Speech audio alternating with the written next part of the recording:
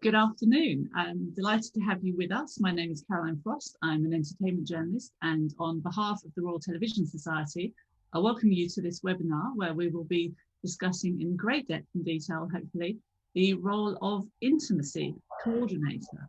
I mean, the last few years have seen the rise, much publicity about the advent of this new role. So we'll be asking exactly what it entails, what value does it bring to each production, and what effect, what the consequences, the change of working practices it entails for both cast, crew, and the intimacy coordinator herself. I'm delighted that we have with us today Vanessa Coffey. Vanessa is a leading intimacy coordinator across TV, film, and theatre over the past few years. She's also contributed to the UK's Directors Guidelines for Directing Nudity and Simulated Sex, and she's also co-founded the Intimacy Practitioners Guild with her fellow industry professionals. Vanessa's worked on many productions, including crime scene thriller Wolf for Sky, I Hate Susie for HBO, Vikings, Valhalla, Rules of the Game, War of the Worlds, and most recently, Outlander. And we're also delighted to have joining us one of the cast of Outlander, Jessica Reynolds, who plays Malva Christie, and she will be able to tell us a bit about what it's like being on the receiving end of the coordinator's guidelines and what difference it's made to her as a working actor to have that person on set. So what does an intimacy coordinator entail? So it's benefits, challenges, safeguarding talent, and providing hopefully a comfortable environment to bring the best out of both cast and crew and everyone involved in the production. Please do put your questions to both Vanessa and Jessica. Jessica has warned us there's a limit to what she can tell us about season 7 of Outlander, but I'm sure she'll try to navigate that as best she can. So just put your questions in the Q&A and I will try to get to those, as many as possible, in the time we have. Let's start with you, Vanessa. Nice to see you. And can you tell us, take us right back, because it's such a new role, and you have a legal background, an acting background, you've done all sorts of interesting things leading up to this point. Please expand on your personal background and how you came to take on this new role.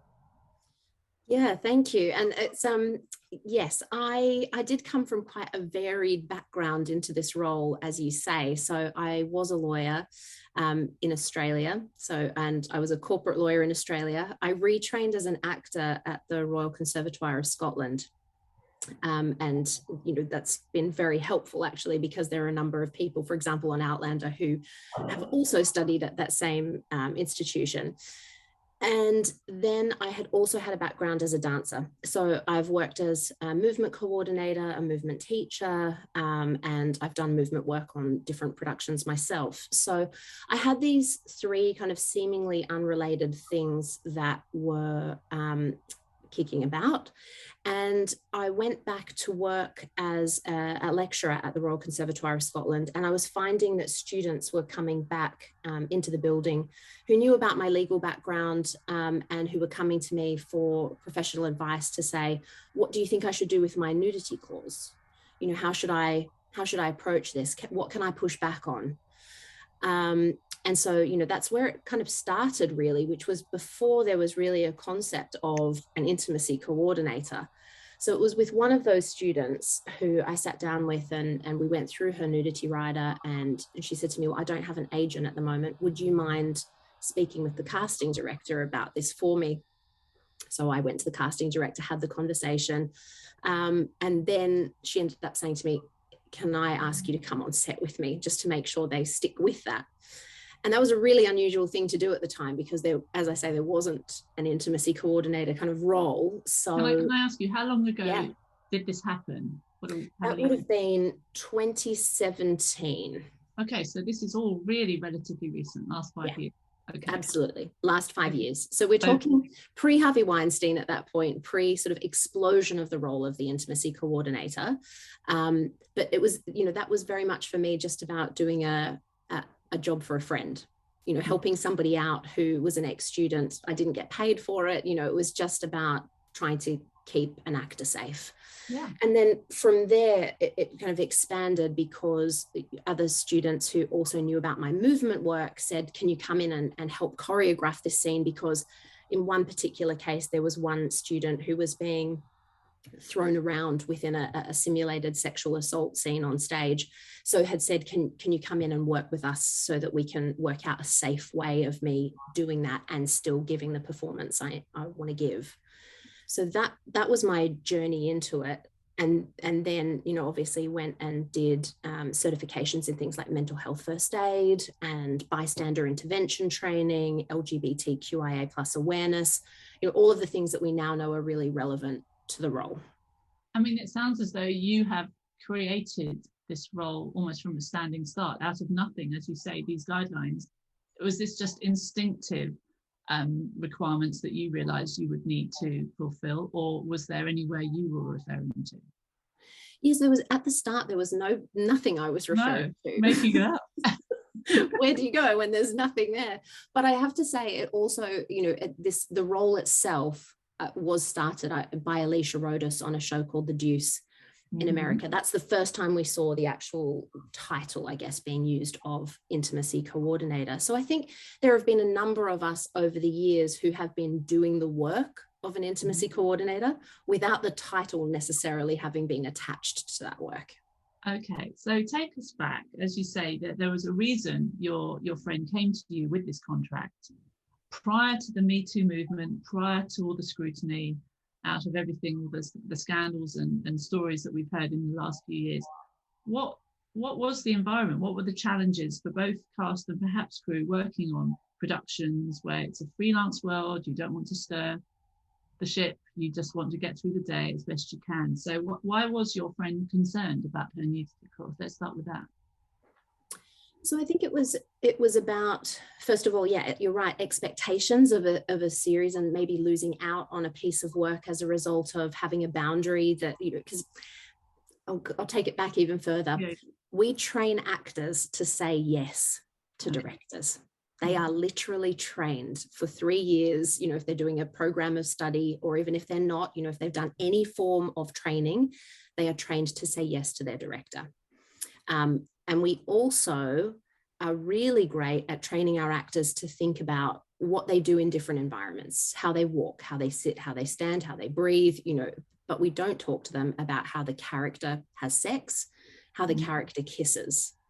So that's why we've ended up with people who have felt deeply exposed, because they're putting themselves out there rather than necessarily having thought about that coming through character.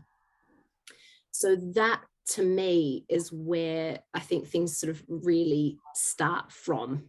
And, you know, that it's that kind of world of saying, yes, this is the world we're coming from, where we've been trained to say yes.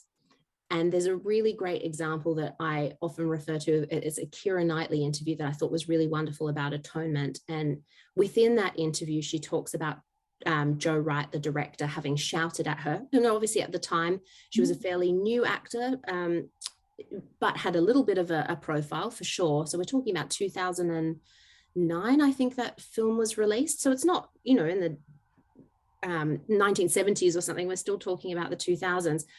And he shouted at her about James McAvoy, Keira, wank him off, during a take. So you have a situation where you're trained to say yes to your director.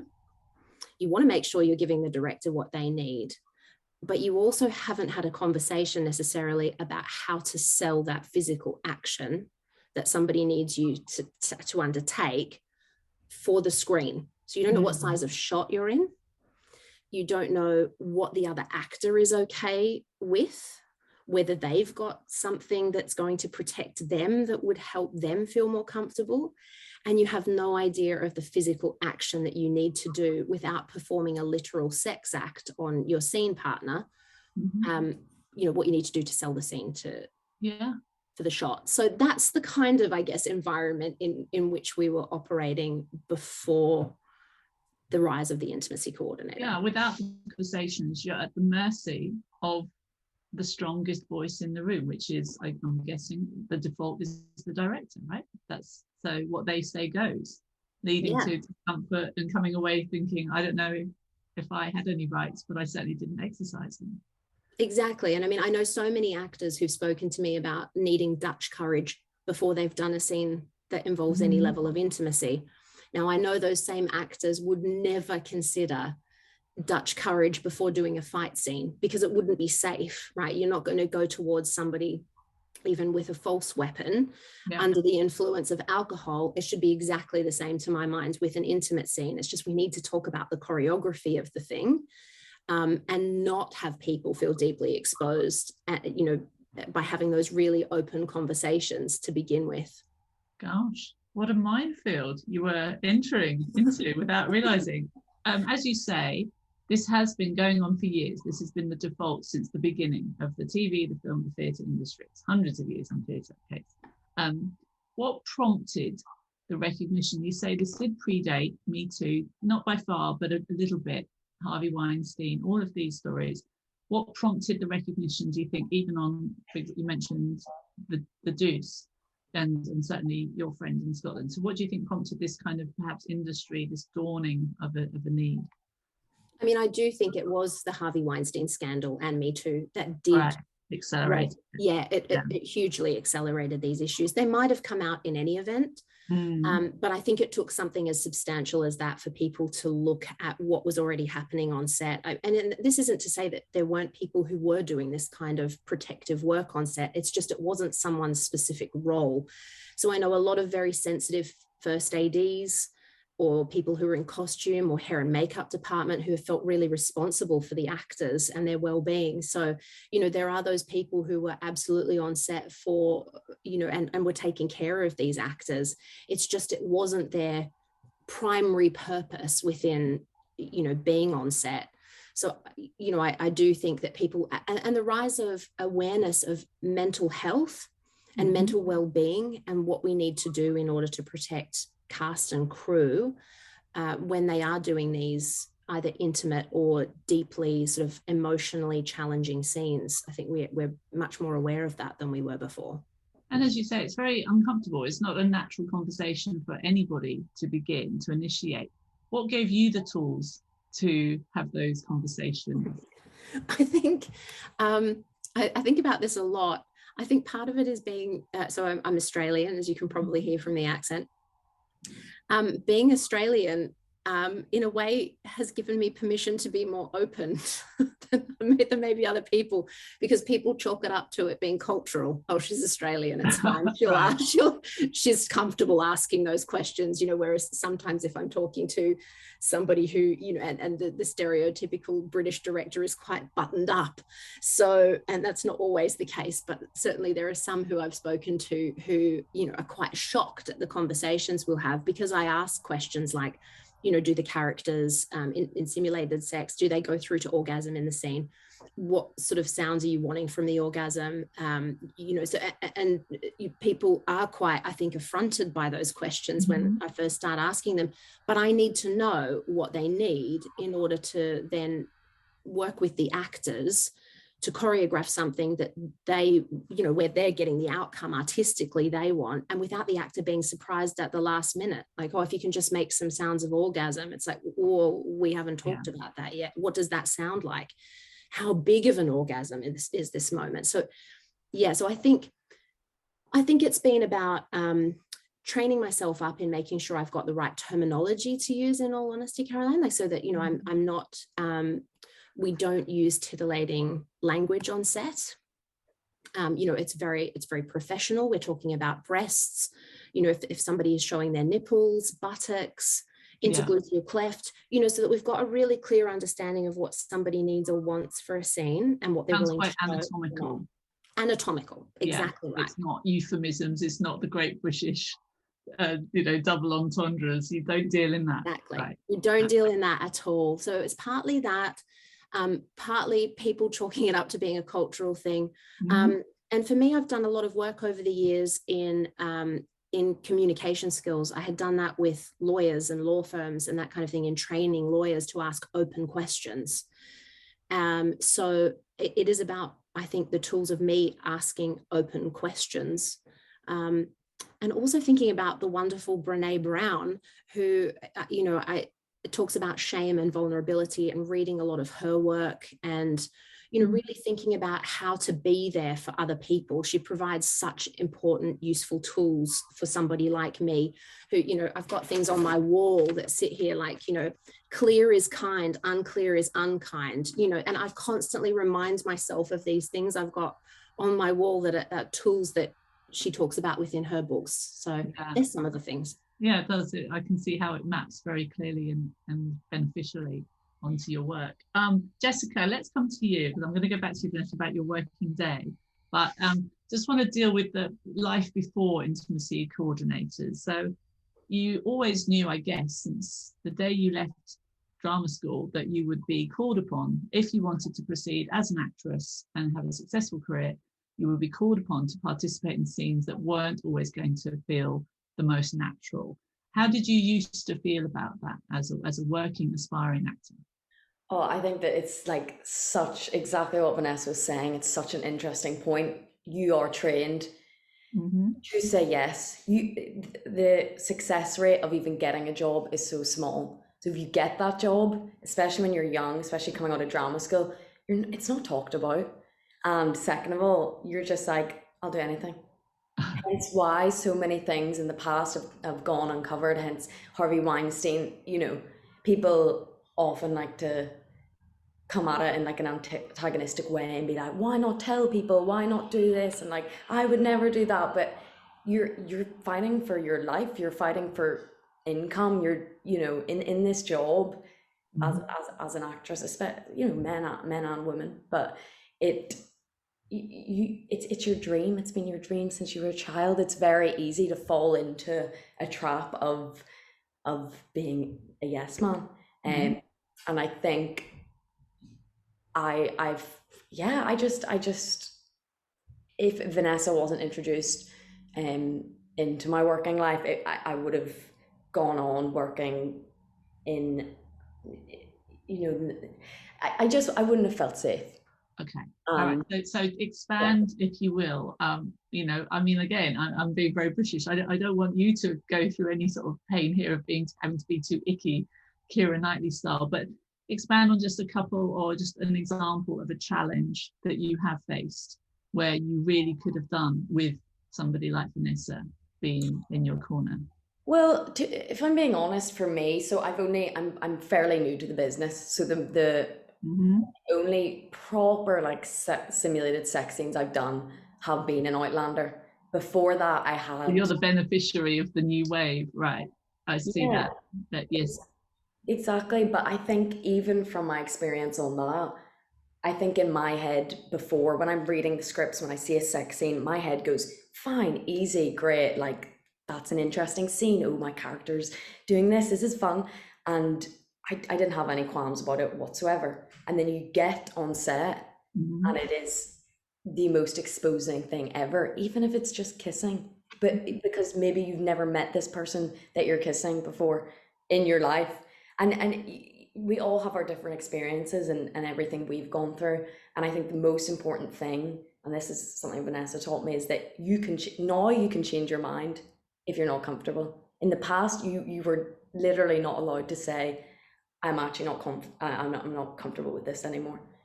You have the option. I don't know if Vanessa, correct me if I'm wrong, if you can always change your mind still.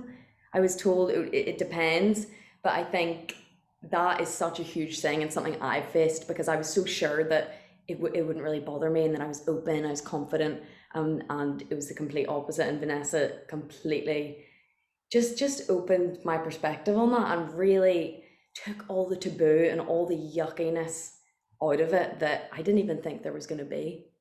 So it's so necessary. It's Great to hear. What training, as you say, you're relatively new to acting these scenes, but did they give you any training when you were training to be an actor? Was there any focus on how to deal with this kind of scene going forward in your career? No, I mean from what I can think of, no.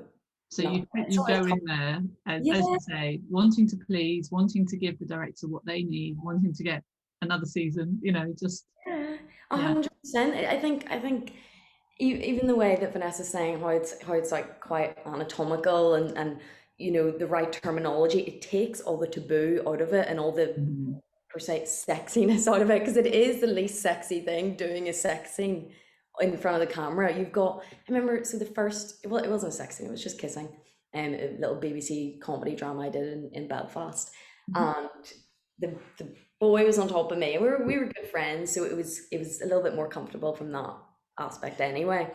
But the DOP or whatever was literally like legs open, stood above us on the bed. And it was, you know, and there was no intimacy corner. It was fine. I felt fine. I felt comfortable. Very sweet crew. But it's still the most awkward thing ever if there's not someone being like, yeah, so you're doing this. It's like, Vanessa turns it into like a dance. And Mhm. like she says, allows you to perform the act as the character. Whereas when I was doing that, I was just like 20-year-old awkward me being like, oh, how many more takes? Like, it not only does it protect you, but it also enhances your performance and allows you to make the scene what it needs to be, rather than just hiding away and feeling exposed as Jessica, you know. Really interesting. Yeah. And coming away from a day's work feeling completely empowered, Yeah. free, Yeah. and you've expressed yourself, not Yeah. cowering. Right. Great. Good to hear. So I'm going to ask each of you in turn about this, but I'll start with you, Vanessa. Take us through your working day. So what does being an intimacy coordinator entail in practical terms? So, like, if I take a scene with Jessica as an example, then the first part of the day is going to be about me having a conversation with the showrunners on the series. So they're the people who write the series, who are producing the series, and who have the overall artistic vision for what they want to achieve within the scene. So this could happen away from set as part of pre-production. As soon It as you does. sign on, these conversations start. Okay. Yeah, exactly right. So, and you're having a conversation on a sort of a scene by scene basis. So I'll have a conversation with them about that particular scene and what they want to achieve. And then a conversation with the director who's going to be directing that particular block, to speak with them about, again, what they want to achieve artistically. Are you representing the actors here, or are you a liaison? It's an interesting balance, because of course and I think it's important to say this to the actors. I'm employed by the production, and I am there as the actor's advocate. So you're straddling those two, things at all times. So, I want to make sure that the director and the producers are getting what they need artistically, and not ever at the expense of the actors. Okay, so sorry, I interrupted you. So you're mid chat with director. So you've moved on from showrunner, who gives you an overview of the arc of the romantic evolution of each character, of who they're going to be involved in, how intense, where it's an affair, a marriage, all of those things. Yes, how long we think a kiss is lasting, like, all of that kind of stuff as well. Like, are we talking about, what sort of length of scene is this? What's the arc within the intimate story we're telling here? So that we can hit all of those beats when it comes to actually choreographing it. And is it up to them now that you're on board? Does a director almost have to justify pushing it further than, we all know the different sort of levels of intensity in these scenes, but because you're there, do you think that one of the roles that you there is for them? I mean, we still see very intense scenes, but the justification has to be in place, and you had to register that justification on behalf of the actors. Yeah, I think it's also that the director has to think about it in advance as well. Yeah. Of the day. Not that they don't. I mean, they do prep, but this is like sometimes weeks before we actually do the scene. And some directors have said to me, gosh, I never used to think about these scenes this far in advance. But, and so hopefully it's a helpful thing for them as well, that I've got these prompts in a way to have them think about the scene in a different way, and to expand what they might want to do with the scene as well. Okay, right. So that's on your pathway. Showrunner, director. Then what comes next? Then I would go to each of the actors individually to go and talk with them. Oh, that's interesting. Sorry, individually, separately. Very personal conversation. Yeah, because there's all sorts of things that might be shared with me in a private meeting with an actor that they don't necessarily want the other actor to know about, and it might be you know, a particular sensitivity to that individual. Like my boundaries might be quite different with you, Caroline, as they are with Jessica, for example. So we can't assume that just because I've done a scene with you before that my boundaries are going to be the same with Jessica. So, you know, it's about navigating all of that. Or somebody might, to be honest, tell me that they've got a cold sore or a mouth ulcer that they're really worried about, and they don't necessarily want everybody to know about it. But how do we achieve what we want to tell storytelling wise without everybody on set having to know they've got a cold sore? So there's all sorts of things that might be shared in a private meeting with an actor, or you know, there might even be trauma that person has had from a sex scene in the past that they've had to perform. So, you know, that will be shared in that private conversation. But once I've shared the artistic vision of that with the actor and had their thoughts on it, and, you know, any boundaries that I need to be aware of for them, I'll speak with the other actor, same process is involved.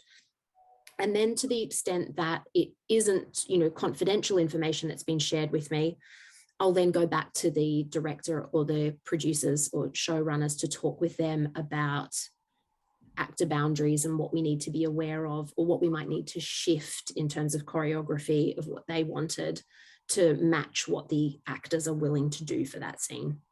Right. And then the next step after that is, you know, I'm skipping things like reading the script and research, but, you know, all of those things have happened already. So, you know, because there might be things that are period specific, you know, clothing wise, or it, you know, might be, or it might be positions that we used in a particular period of time that we do or don't want to use. So there's all of that to consider. So I'll skip all of that. So then after that, it will be being on set to do a rehearsal with the actors before the day, usually of the shoot itself. So we have an opportunity. So for example, with the scene that we did, you know, even with the kissing scenes, actually, we had an opportunity always to go through things to, you know, map things out and make sure that the actors were comfortable with where hands are going, how long a kiss is held for, where, you know, what size of shot it's going to be in, how many shots there are going to be on the day for that particular, you know, scene. And then I might talk with costume or hair and makeup, the first AD. There are a whole lot of other conversations that happen with other departments, essentially, because that to me is really where the coordination element comes into play, where we are talking with people about, you know, if modesty garments are needed or barriers are needed, which are the things that sit between actors when they're performing, say, simulated sex, so that we don't have genital to genital contact. So who was doing that all those things before? In terms of the modesty garments and the barriers, that would be costume largely who were dealing with that. But they also wouldn't necessarily know before the day what was going to be needed. So they had to have everything available on the day as a just in case. And sometimes wouldn't have, for example, a thick enough barrier where the actors felt comfortable, because some of the barriers are really thin that used to be used. So, you know, that's different people were responsible, I suppose, for different bits. And what I hope we do is bring it all together in that coordinated approach. And the choreography wasn't previously done really at all. It was like, let's see what happens sometimes on set. Let's just put the camera on it and let's see what happens. Whereas now, like I say, I think the closest analogy I can give you is to a fight director or to a stunt coordinator. We would never ask an actor to just walk towards somebody else with a knife and say, let's just see what happens. No. So, you know, it's the same thing for us. Let's just walk out of this window. It'll be fine. Yeah. See how you go. You're an actor. You know what to do. So we get to D-Day, which is filming the scene. Yeah. This is what all this preparation has been about. Well, so talk us through that. So on the day itself, you know, I'm there for the actors. I'll go and check in with them again beforehand. We, you know, just to see if there's anything that has changed for that actor. So Jess makes a really great point about consent can be withdrawn at any time. And have you experienced that where somebody has made a U-turn? I'm knocking on wood. No, I haven't. But you're ready for it. but it is absolutely possible. And I hope or think that the reason it hasn't happened so far is because we have been able to have those really open conversations beforehand. Yeah. But I can foresee that somebody might be challenged on the day, and that could easily happen. And then again, that would be my creative task, to find a way to still tell the story whilst staying within the new boundaries of that individual. And this is where all your background, your various background skills, the legal, the theatrical, the acting, all come to bear. I hope so. Yes. Yeah. Right. And definitely with the movement and masking and that kind of thing as well. Just understanding the camera angles, and that took a really long time as well, to be honest. And I've been on set for more than 200 days of intimate scenes now, so I feel pretty confident there isn't an angle that somebody's going to give me that I don't know how to potentially cover in a shoot. So then on the day, I am usually standing with the director, or sometimes in the room with the actor, because that's not always the same place. So it depends where is most comfortable for the actor, and where I can give the most support, but where I can also see exactly what's being shot. So if Jess, for example, says to me, can you tell me exactly what we're seeing on the monitor at the moment, I can perfectly describe that to her, hopefully, with my having looked at the monitor and looking really closely. I'm also looking to see if, I can see modesty garments or barriers or anything else, because I don't want to take away ultimately, obviously, from either, because the editor is going to have to then either work with that, or, we have a situation where an audience member is going to be pulled out of a scene because they can spot something they shouldn't be able to. Sure. And so camera rolls, eyes peeled, looking everywhere, checking everyone's all right. Anything afterwards? Yes. A kind of review? Yeah. So I check in with the actors on the day of the shoot, to see how they're feeling about the scene. That gives me a little bit of information, but actually, and again, I'll come back to Brene Brown, because she talks about the shame hangover, and a shame hangover happening 2 to 3 days after you've done something vulnerable. So I will always check in with an actor 2 to 3 days after we've shot a scene to see how they're feeling about having shot that scene. And that then goes into my report back to the production. And then you make this report, which covers your contract, everything that was required of you, of them, and hopefully that everything has gone to plan. Has there ever been a case where you've had to sort of make adjustments because your report was found things less than satisfactory? Yes, not on Outlander. quick to say, yes, I appreciate that. But so, and without going into the specifics, how did you approach that? I had to have a conversation with the production about that, to talk about how, moving forward, we could do things differently. Because there was one situation that was, I raised it with production at the time, but it was quite uncomfortable for one of the performers. So I think it's about having the open conversation to make sure that nothing happens. I'm looking at my risk assessment, because I've drafted a risk assessment as well, and tallying that with what ultimately happened on the day. So looking back to it to say, okay, was this bit, did this bit work? Was this risk mitigated? Yes or no? And how or why was it mitigated?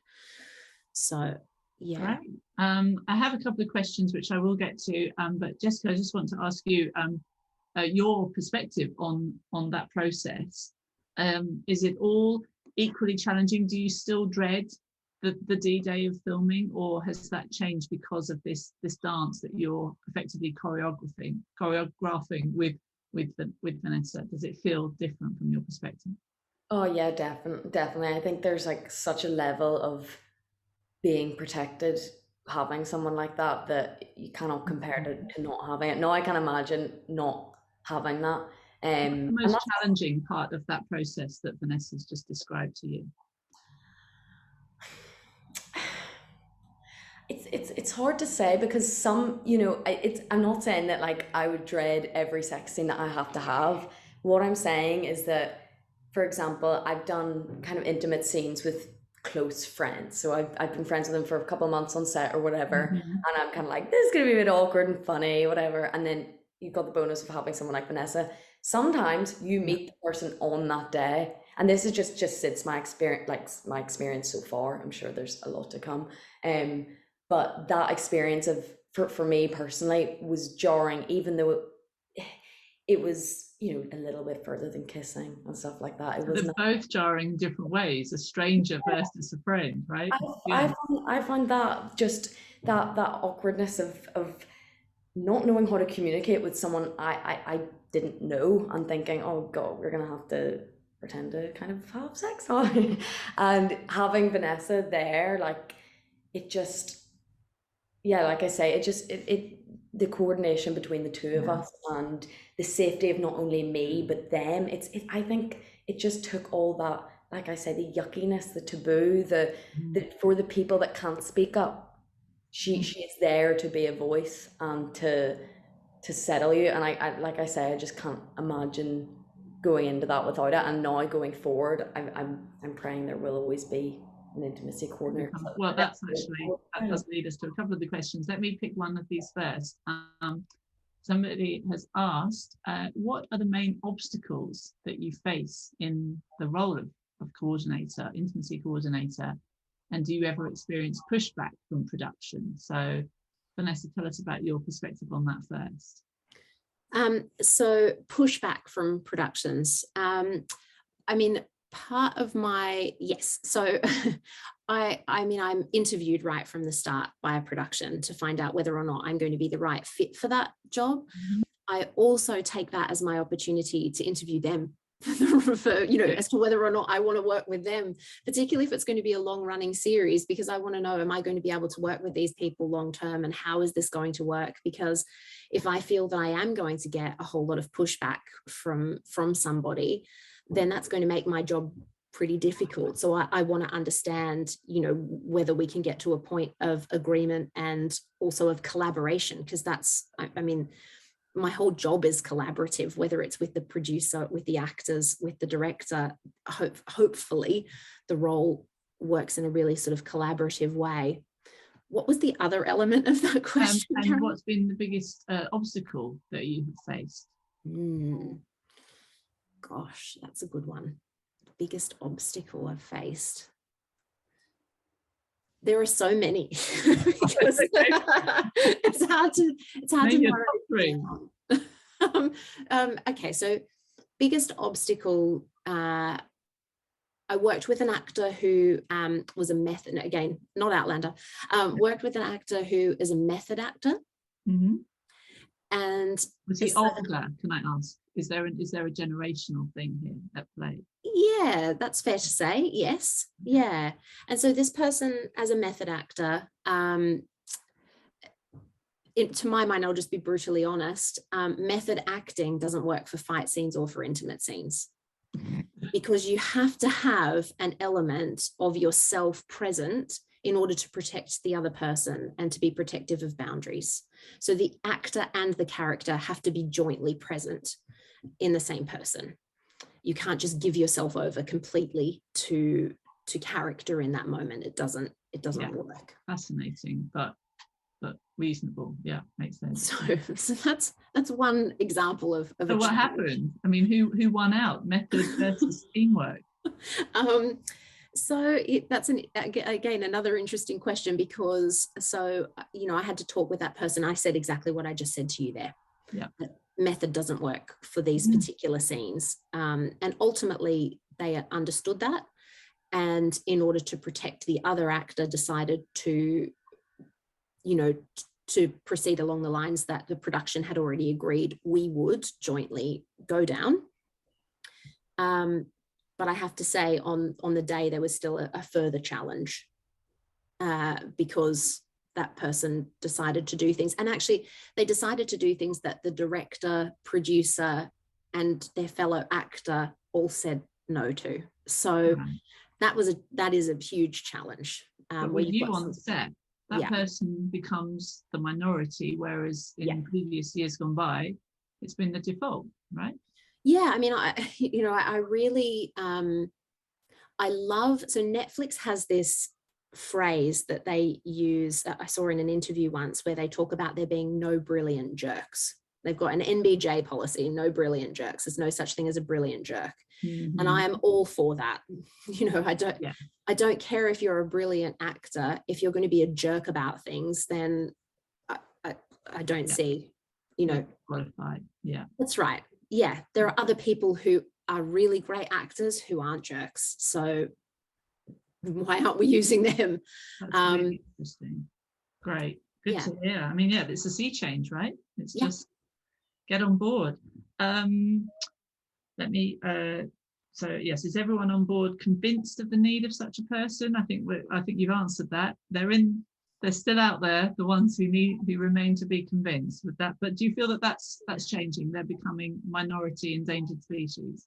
Yeah, they are becoming the minority. I mean, I had one really lovely director who was like, I've been shooting these scenes for, you know, the last 20 or 30 years. I don't need an intimacy coordinator. And then when we got to actually talk about the scene and what he wanted from the scene, he said, oh, this is the moment where we need to see the ladies' parts.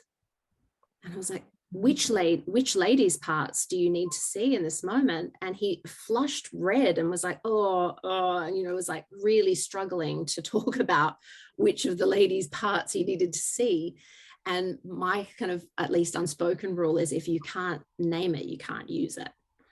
So, you know, so we are seeing things changing, absolutely, for the better. Okay, somebody's asked about Last Tango in Paris, the most famous.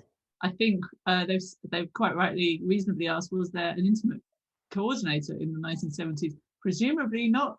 1973 that was made, and no, there was absolutely not an intimacy coordinator, and a sexual assault 100% did happen on that set. What this person has said, and they've asked whose fault that was back in hindsight. Well, I mean, I've read the interviews and watched the interviews with Bertolucci about what he was trying to achieve with that. And he specifically said he wanted Maria Schneider to feel humiliated, not as an actress, but as a woman. And that he and Marlon Brando at breakfast that morning had spoken about what they were going to do to Maria Schneider on set that day. So there was collusion. Absolutely, you know, as to what the actor and director, the actor who was far more well known than, you know, and had a greater power there was a big power imbalance between those two performers. What the actor and director colluded to do to her on set, and they did perform, you know, a sexual assault on her, undeniably. Exploitation. She was 100% exploited. And you've mentioned when we were chatting before the established hierarchy that you are effectively disrupting by turning up with your legal tools and instruments. And I guess that would be a demonstration of what you're disrupting potentially. I mean, nothing quite as infamous as that, but that's what you're turning upside down. Yeah, and it again comes back to that split of character and actor. I mean, I know, you know, again with Maria Schneider, she was in and out of, you know, drug rehabilitation units and all sorts of things. I mean, and arguably directly linked to her experience on that production, because she was humiliated as a woman and not as an actor. She didn't know what was going to happen to her on set that day. She was surprised by what happened to her on set that day. And if you're surprised by something like that, you don't know what else is coming at you. You don't know what else you're going to be surprised by. You know, if you've had somebody smear a lubricant on you, you don't know what's coming next that you also haven't agreed to. I mean, it's a deeply, deeply distressing scenario that would not happen today, in my view. Thank goodness. Lots of questions coming in. So I know I said give long answers, but they're going to have to be a little bit snappy because we've got so many coming in. I think we just move forward because the questions are, first of all, how and where does one train to be an intimacy coordinator? You've clearly made it sound very satisfying and attractive as a role. So what would you suggest as a pathway? It depends where people are. So in the UK, having a look at the Beck2 Intimacy Coordinator branch and finding out where people can train, that will give them all of that information, because we do have a number of training bodies that are here. SAG-AFTRA have also been the first to actually put out a list of things that they feel that people need as a baseline in order to be an intimacy coordinator. So having a look at the list of what they say is needed, whether you're here, Australia, Indonesia, it doesn't matter, though you'll need that set of certificates in order to call yourself an intimacy coordinator. Okay, so in this country, first stop, Beck2. Absolutely. Okay. A question for both of you. So this person is asking, Jessica, I'll ask you the first half. Do you think, based on your experience, that intimate coordinator role should be compulsory for all productions that have intimate scenes? And then Vanessa, if so, how would we get to that point? So Jessica, as an actress working in this industry, would you like to know that this is a compulsory person, that no camera rolls without Vanessa or her fellow professionals in the I think short answer, yes. I think and I think there's like a tendency as well to come from a negative perspective of like, oh, but what if it's taking away from blah blah blah? What if it's taking away, like that's like almost the default, where it's like, no, like it's not. Vanessa is not making the rules from the get-go here. She's going to the actors to find out what they want, because no one has done that in the past. That's as simple as it is. So, she's there to go, what do you need here? Let's both come to an agreement. And she's ultimately getting the actors to get to the most comfortable place that they can to perform in the best way that they can. So, yeah. Compulsory. Or your rider has Vanessa attached to it. Yeah. And if that's the case, how do we get from here, where it's currently somewhat of a luxury, to a requirement? I don't have a good answer for you on how we get from where we are now to there. I'm seeing an increase already in the use of the intimacy coordinator, though, for sure, and more so as well for the intimacy director role in theatre, because that, we haven't seen much theatre because of COVID over the last 2 years. So that has also kind of, it's starting to come through as well for now that people are able to perform on stage in front of people and are able to perform intimate scenes in front of people, whereas film and television is kind of 2 years ahead in a way, because we have been shooting right through lockdown. So yes, I don't have a great answer as to how we move that on in order to be, but what I will say is that productions are starting to become really aware of the budgetary need for it. Yeah. Productions were amazing at getting COVID protocols in place. So I see that it's also possible for them to put things in place in order to have intimacy coordination be part of that. And we've also seen lots of eco mandates. So, and Mandy has suggested something that could be mandated by broadcasters as part of the commissioning deal, right? Yeah. So it's there, isn't it, if people want it enough. Quick question, are there male intimacy coordinators? There are a few of them. There's not that many but there are a few, and they are really wonderful. So yeah, I mean, I think you will occasionally have productions where people have in the past said, oh, I don't know about having a male intimacy coordinator on. If you've got a really sensitive person, an empathetic person, I don't see the difference really between you having a male or a female intimacy coordinator. It's just who's going to be best for that particular job. What is the single quality most required? Empathy? Yeah. Good imagination? Yeah. Oh gosh, I don't know. Yeah, communication skills. Yeah, empathy is probably the big one, because it incorporates so many of those different things, I think. So yeah. This is really interesting. You touched on it with your older method actor. Somebody's asked, how has your experience been with the challenges faced by actors of, not necessarily, and actresses, but people with high profile talent, so, and versus younger actors with less experience, less status? Is it a different gig for you when somebody comes in with all of their legacy in the suit? I mean, it's different. It can be different in terms of the briefing with those people, because they're coming with a lot of experience. If there's somebody who's coming with a lot of experience of having done intimate scenes already, and depending whether the experience of those intimate scenes has been positive or negative, sometimes there's a lot to unpack in a conversation, like, I'm not willing to do this, and you're like, okay, that's fine. So digging into that a little bit sometimes, because I genuinely think that there are people who have almost post-traumatic stress disorder from having performed scenes against their will. So I'm very sensitive to that, whereas I would hope that younger actors who like Jess, who is experiencing intimate scenes hopefully for the first time with an intimacy coordinator, that there's a difference there for that. And also to say that with younger actors, and I've had a few even within this last week, they're much more vocal about saying, this is what I need. And they also recognize that sometimes those scenes are needed for kisses. I had one actor this week tell me, I'm doing my first on-screen kiss. That feels really exposing. So I want some help with that.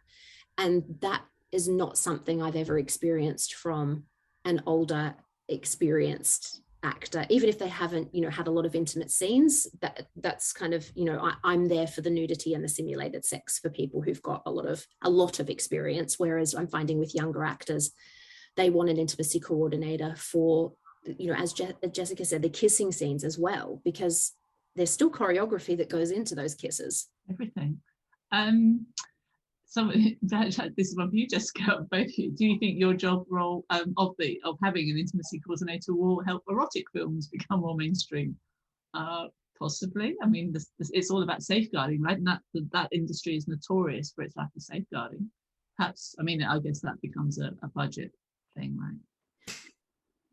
I mean, I'll say I think that erotic films should have an intimacy coordinator. It's not the job I would personally choose to do. I would not want to be an intimacy coordinator on the set of an erotic film or television series. That's not to say that there wouldn't be other people who do feel really passionate about that kind of work. I don't want to personally be present for a literal sex act, but there's still a lot of consent and negotiation and communication that is presumably involved, because, I read a lot of articles about women saying, or particularly women saying they'd agreed to one sex act and hadn't agreed to another, but they were surprised on the day. Right. So again, I think it's probably just as relevant. I don't know if you have anything that you want to share on that, Jessica. I don't think this is where Jessica's going next. Yeah. The more safeguarding, the better. Like you said, it's literally just about putting people in a better, more comfortable, and preventing any stress in the future. I have one question for each of you, which is I'll start with you, Jessica. Which is, do you think as an actress working with these scenes, and as just you talked about all the benefits of having Vanessa, fellow professional like that, keeping those standards so high, is there anything left undone that you would like to see even more progress being made? I mean, we know these scenes exist, they're a necessary part of storytelling, but is there anything else that, as an actress, like you've described how it felt to come away feeling exposed, is there anything that's still not necessarily in the role of intimacy coordinator? Vanessa's got that covered. Is there another aspect of being on set that you would like to see? Yeah, I think the whole, I think a lot of it is put up to the actor, where it should be kind of stripped back, and everyone should have to deal with, whether it's awkwardness or whether there should just be more open conversations about it. And I think seeing things through the eyes of the character, because I think, especially as a young woman, most of us have experienced some sort of distressing experiences to do with sex, or to do with men, or to do with feeling, kind of troubled in that way. And I think it should be a port of call for someone to be like, this is a sex scene. Let's talk about this. We know that a lot of young women are going to feel, whether they're able to say it or not. I think there should always, if it's the director, the producer, let's just take the taboo, this awkwardness, this treading on eggshells around it, and because ultimately that makes it safer for everyone. So spread that responsibility. Obviously, the intimacy coordinator is heralding it and and bringing everything together, but really share that responsibility amongst everyone involved. Yeah, yeah, that makes sense, a lot of sense. Vanessa, final question for you. This is from Fabiana, who said that we are currently trying in Italy to integrate the role of intimacy coordinator, but struggling to work out how best to teach this role in a different, smaller industry. Movement coordinators, not so easy to find. I'm guessing budgets are a constraint. What would be your recommendation for which existing roles could most easily cross over and be trained? I mean, I think people who, so one of the things that is so crucial, of all of the skills I think I think the choreography is probably the strong, that's the one that is needed most, because it's maybe easier to skill up on the other stuff than it is on movement work. And being able to use lots of different tools, whether it's Laban, Lecoq, you can draw on all of these different movement systems that might form part of somebody's toolkit that you're sort of working with. So that would be my answer to that. But can I come back to the question you asked Jessica as well about what else needs to be on? Yeah. Because so now I feel like we're doing really well with the intimate scenes, hopefully. The other element of, where I found my role has grown into, and I think there probably will be another role in the future that covers this completely, is in well-being more generally. So I've been called on for things like torture scenes before, where somebody is tortured to death, where they had to imagine their fingers being chopped off, and they were in a very vulnerable place for approximately 6 hours of shooting a scene. And that actor talked about feeling, knowing rationally that she was not being tortured, but that her body didn't. And we've got a process to take somebody into that and to take them back out, to help them de-roll from that, which she knew I'd used with her on an intimate scene, so asked me to come in for her on the torture scene. So I think ultimately we're going to see a rise in probably a well-being coordinator. And not just for cast, I think we'll also see it for crew, because the crew also experience these scenes over and over again. And sometimes we forget about their mental health within this as well. So expand those ideas. Very fun question. In a word, what would you say to any cast or crew member who is worried about approaching such scenes? What would be your advice to them? Even with an intimacy coordinator in place, the contract signed, they know what is expected of them, and they are uneasy because, as Jessica said, it's the same for everybody. What would you say? It's to raise it with somebody you trust. And that doesn't necessarily have to be the intimacy coordinator. The person you trust might be your first AD, but to speak with somebody about that, because it doesn't get any easier if you bottle it up. Fantastic. Great. Well, that's it. That's all we've got time for. Oh, just got a nice word thanking us for a fascinating session. I agree. It's such an interesting subject, such a minefield.